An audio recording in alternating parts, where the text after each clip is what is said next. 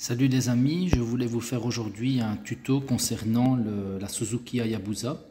Donc quand vous avez un souci de pompe d'injection qui est désamorcée, la moto ne démarrera pas, donc il faut la réamorcer. Sur une Suzuki GSX-R 1000, elle s'amorce automatiquement, vous mettez le contact, elle va directement rechercher par le relais. Mais sur la Hayabusa, elle ne se réamorce pas automatiquement, donc je vais vous expliquer une technique. La possibilité est de soulever le réservoir et d'aller rechercher le connecteur. Donc je l'ai dessiné ici pour vous, forcément c'est un connecteur 4 pins, donc je les ai identifiés 1, 2, 3, 4. Si on prend le connecteur qui va directement à la pompe, eh bien si vous shuntez le 12 volts de la batterie sur le 3 et le moins sur le 4, vous allez directement activer la pompe, parce que le 1 et 2, c'est le retour relais. Donc à gauche c'est le connecteur qui va à la pompe, à droite c'est le connecteur, l'alimentation, c'est celui qui vient de la tresse de la moto. Donc le 3 et 4, ben lui c'est le plus et le moins, et le 1 et 2, il va directement au relais. Donc quand vous mettez le contact, ça active le relais de la pompe.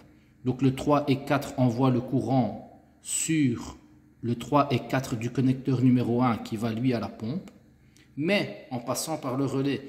Donc 1 et 2 s'activent uniquement pour la phase de démarrage. Et puis par la suite, elle se fait automatiquement.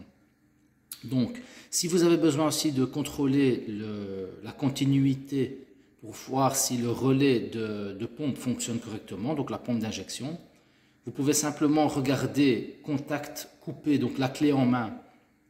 Sur le 1 et 2, vous n'avez pas de test de continuité.